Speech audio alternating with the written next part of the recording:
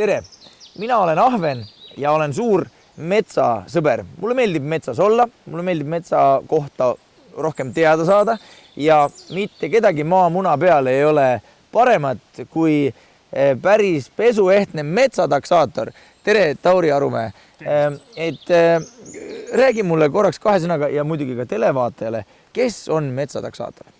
Metsataksaatorina olen siis välja õppinud ja koolitatud inimesega, kes käib metsas ja kogub metsa kohta andmeid, erinevaid andmeid, mida meil siis on vaja metsamajandusotsuste langetamiseks ja metsa majandamiseks. Ehk põhimõtteliselt kirjeldab seda, palju meil on metsaressurssi olemas. Selge.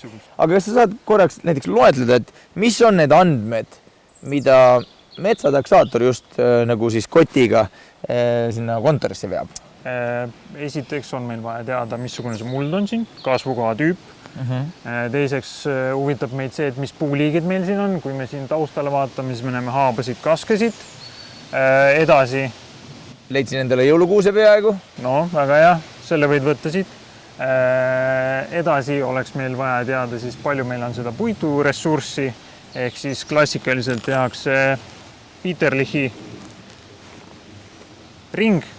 Mõõdetakse ära rinnaspindala, mõõdetakse ära puude kõrgused ja üldiselt sealt edasi juba on meil siis metsa või puude diameetri mõõtmine ja nii-öelda edasine on juba andmetöötlus arvutis. Kas sa oskaksid äkki võib-olla kahe sõnaga öelda, et mis olukorras Eesti metsad on? Kas Eesti metsad saavad otsa? Ei. Kui ühe sõnaga võib öelda, siis ei. Võib öelda ühe sõnaga. Aga kuidas ei saa otsa? Sellepärast, et midagi ei ole teha. Visuaalselt inimesed on viimasel ajal, viimasel paaril aastal märganud rohkem lageraielanke näiteks.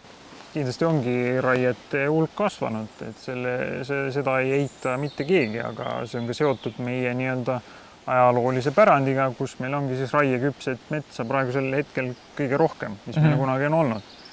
Ja kui te lähete sinna lageraielangile tagasi 5 või 10 aasta pärast, siis ma julgeks arvata, et seal on asemel juba selline teiepikkune või kõrgemgi mets. Ja üldiselt Eestis takistada metsa taaskasvamist on väga keeruline.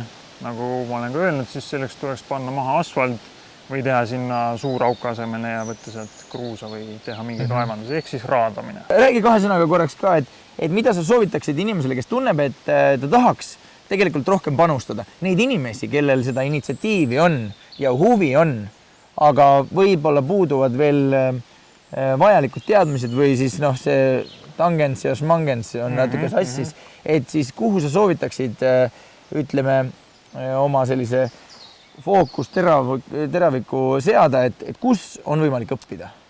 Kõige lihtsam õppida oleks Maaülikoolis metsanduse erialal. Samamoodi Luua koolis on olemas võimalik õppida siis juba harvesterioperaatoriks ükskõik, aga üldiselt, kui tahta metsandusest põhjalikumalt aru saada, siis selleks on Maaülikool. Selge. Ja kui kaua õpib inimene taksaatoriks? Taksaatoriks õppimiseks on eraldi kutsetunnistuse eksam ja kutsetunnistus. Et selle jaoks õppimine võtab igal ühel erineva aja. Kui sa tahad saada väga tubliks, sama targaks nagu mina, siis mul läks väga kaua aega. 5 aastat magistrini ja 8 aastat doktorini. Ehk siis väga palju. Väga palju. Et see on väga hea, et me jõudsime selle punktini.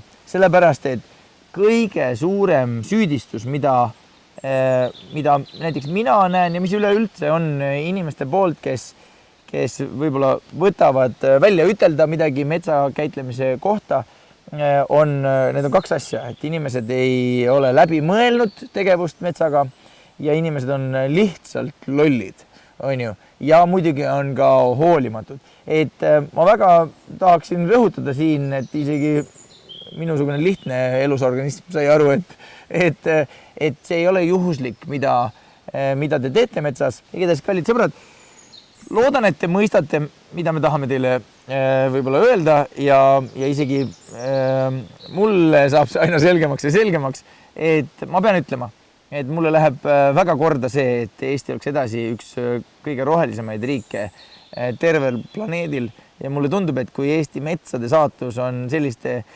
meeste käes, kellel mitte ainult ei ole huvi ja armastus, vaid on ka aastaid järjepidevat tööd ette näidata, kinnitamaks seda armastust eluslooduse vastu, siis Eesti metsad on hästi hoitud.